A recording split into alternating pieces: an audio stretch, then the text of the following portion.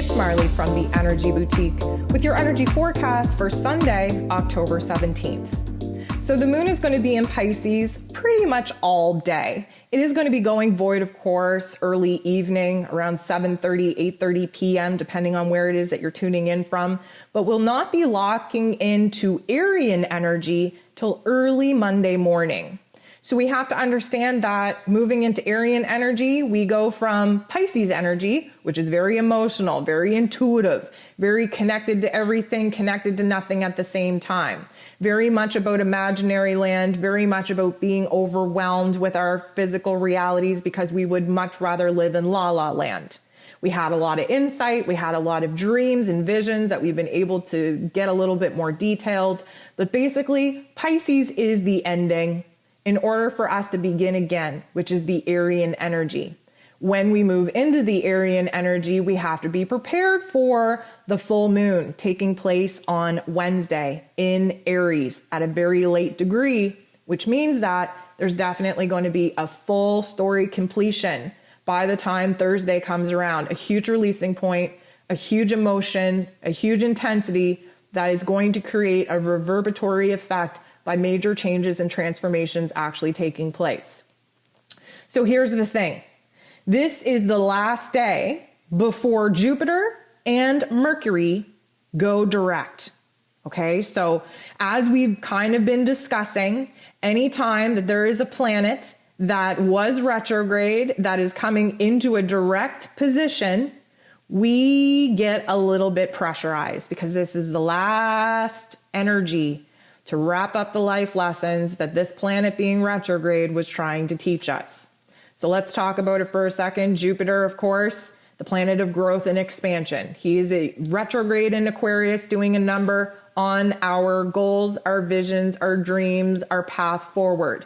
He is doing the inner work while retrograde to show us where it is that we've been playing it safe, where it is that we need to abandon our boundaries, to go ahead and step into unfamiliar territory, to align to a new meaning, a new purpose, a new truth, where we are going to be blessed with opportunities of abundance coming in all kinds of forms if we are to get out of our own way.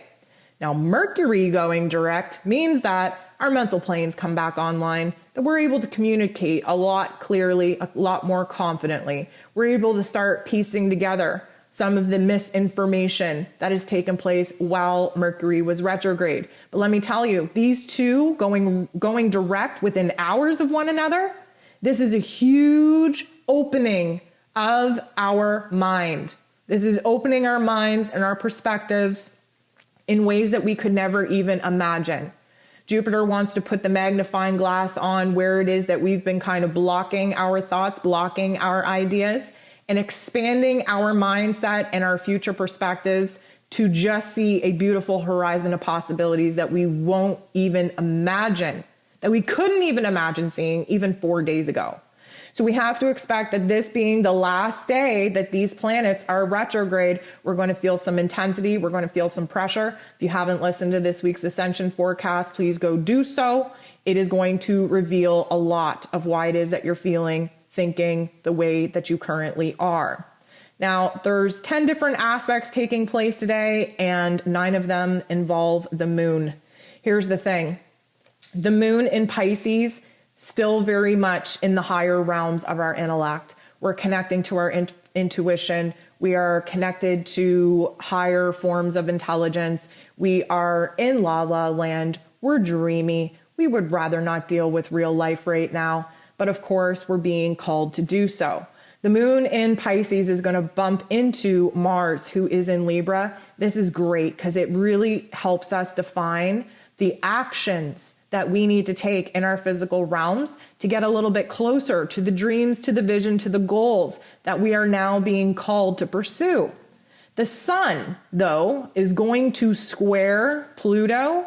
And let me tell you, do not be surprised if there are some major details being illuminated in your personal life and on the greater, grander stage. Why? Well, Pluto is the god of the underworld. That is fears, darkness, corruption, betrayal, lies, misinformation, all this negative stuff that we would rather not be aware to. But the collective is waking up. We just had another huge amount of mass people waking up. The sun, of course, is trying to shine a huge bright light on all this darkness so that we can no longer avoid it, basically. We have to acknowledge it before we can do something about it. The sun in Libra, of course, is illuminating these facts and details because it's unfair not to know about them. We have to do what is right. We have to fight for ourselves. We have to fight for what is right among humanity and in the collective. And until we all have the information that we need in front of us, we're really kind of shooting in the dark.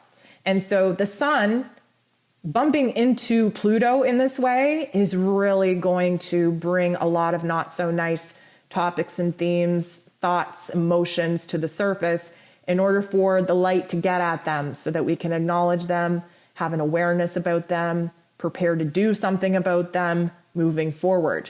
So right after the sun bumps into Pluto and illuminates this new information that is totally going to change the game on our perspective, the moon goes ahead and bumps into the sun.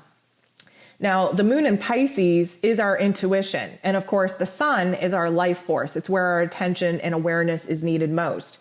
And the sun being in Libra wants us to focus on fairness and justice and balance and love and peace and harmony. And of course, after, having some revealing dark information just emerge, we're really going to struggle to make sense of it. And logically speaking, we're probably not going to make sense of it. In our heart, in our soul, in our intuition, it will make sense. We will be called to one purpose, one meaning over the other, one direction over the other.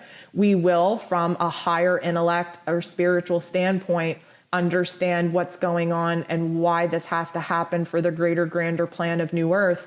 Then our logical, egoic, practical mind is going to be able to have a comprehension of the details that actually just get emerged.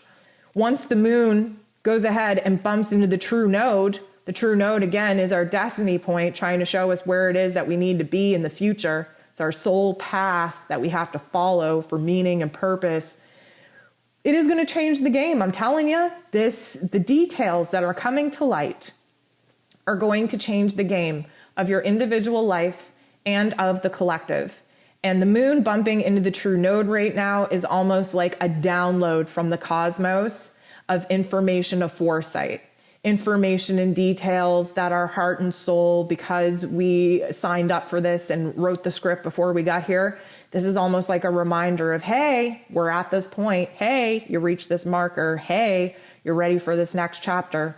And we're going to have to rework a couple of things based off of our intuition, not because our ego can make sense of it, but because our heart and soul knows that we're onto something that our ego is never going to comprehend at this point in time. The moon goes ahead and meets up with Neptune. Neptune, of course, rules over Pisces, has been in Pisces for quite some time in its place of power in a retrograde. And let me tell you, this is a time to abandon the fear, the doubt, the insecurity that likely will be triggered when new information is revealed earlier on. And this is a time for us to vibrate higher, for us to align to our intuition, our higher self, our spirit, our soul, and to trust that this is a divinely scripted plan that is the best outcome for us as an individual and us as a collective. Bumping into Neptune is very dreamy, very imaginative, time for vision work. But if you're not in the right state of mind, it could be a total want, need, and desire to escape reality altogether. And that, of course, could put you on some very destructive patterns and behaviors with alcohol, with drugs, with just self-sabotage that, we could really just avoid at this particular time. It's going to set us back. If you are, practicing your vibration, your energy work, this will be a test for you to jump out of the funk, to align to a higher vision, to trust in your heart and soul that this is part of the process, and you will have no problem raising your vibration from the negative narrative of the fear and insecurity that will likely be triggered in the collective. The moon makes a very interesting aspect with Mars after this point. And let me tell you, this is a learning opportunity. This is a learning opportunity by seeing things unfold in our physical realms that we're unsure how to fix, how to resolve. Mars, of course, is the god of war, wanting to take action, wanting to pursue new passions, new desires, being aggressive, to stand up, to fight, to do what is right, especially with his time in Libra, kind of closing in on him. He will be moving into Scorpio at the end of this month. It's a power play for him moving into Scorpio. So we do have a little bit of an applied pressure to wrap up the actions that need to be taken in order to do what is right, to fight for justice, to fight for fairness, to fight for love, to fight for peace, to fight for harmony. And especially after what it is that we will be illuminated to at this point in the day, we're going to have a hard time standing in our power of using our action, our force for good. We, again, are put in a position where we could very easily start self-sabotaging our situations in life just out of the want, need, and desire to feel powerful, and to feel like we have control, when essentially at this particular point in the plan, we do not have very much power or control at all from the external realm forces. And this is when we're going to realize that we have to kind of renew our faith, renew our will, redirect our energy, refocus our aggression in all the positive ways. The moon goes ahead and makes a little bit of a tension point with Saturn, again, the Lord of Karma, who is just freshly direct, who is not quite at its waking state yet. The moon in Pisces, of course, adding this little bit of friction to the situation. Saturn is all about being a realist, all about kind of sticking to what is tried, tested, and true, really kind of reminding us of the tough love life lessons that we've already gone through, and really questioning whether or not it is that we've learned anything. And what it is that we're being asked as of right now is, did we learn how to detach ourselves from our physical realm so that we do not act out of ego and create a messy situation, and instead we can take a time out and align to our higher self, our higher spirit, our soul self, and see that this bigger, broader picture of the plan coming together is going to require us to act differently. This is a time for us to boss up in new ways, for us to be a little bit more responsible with how it is that we are going to energetically involve ourselves with some exterior situations that have been designed to provoke and trigger us in all the wrong ways. And we are going to get a huge learning opportunity late in the afternoon to put what it is that we've learned into actual practice. That being said, the moon goes ahead and makes an aspect with Jupiter. And again, Jupiter is preparing to go direct. This is the last aspect, the last interaction that Jupiter makes with any planet, any luminary, before going direct. So the moon in Pisces, making this aspect with Jupiter, who is just preparing to wake up. This is a huge aha moment inside of ourselves, recognizing the external triggers that are taking place in our life right now based off of the new information and details that just emerged. This is a huge opportunity for us to definitely see inside of ourselves, wow, we're being asked to boss up.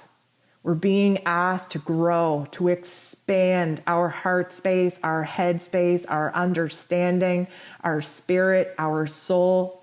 And when Jupiter goes direct, that's when we take all of these inner realizations and we put them into action in our physical realms. So this is almost like a little pep talk with our higher selves, recognizing, okay, like when we get the green light go, here's what you got to do. Here's where you got to boss up. Here's where you got to push yourself. Here's where you have to, kind of attach to all these extreme thoughts, these extreme feelings, and use it as a catalyst to make a huge change and transformation in your life. And then the moon goes ahead and makes a beautiful aspect with Pluto. And Pluto's kind of hyping us up even further, because as you know, Pluto, who just revealed some pretty dark information, some very dark details that just got illuminated so that we can do something with it. Pluto is kind of saying, okay, listen, you could just stay in a state of fear, and you could stay in the victim mentality, and you could stay surrendering your power to a greater, grander force. You could do all that, but you're only ever going to get what you've already got. If you want something different, you got to play a different game. And so Pluto is here to remind us that we have the power to change our lives. We have the power to not give our power away. We have the power to choose what vibration we're going to live in. And we have the power to choose right now to use the fear, the doubts, the insecurities as our fuel, adding it to the fire to inspire us, encourage us, and validate for us that we need to make a major move in our life. And we get even more validated when the moon goes ahead and bumps into the sun, preparing for the evening shift, if you will. And this is a huge illumination, a huge realization of the overlap that is taking place. The overlap has been something we've been talking about in the ascension forecasts for weeks now. Because we're in October, because the veil is so thin from our realm to the others, there is an overlap of interdimensional energies. There is an overlap of our old selves and our new selves. There's an overlap of our unconscious selves to our conscious selves. There are details that are coming into our awareness that we never thought we were ever going to have to process or learn to integrate.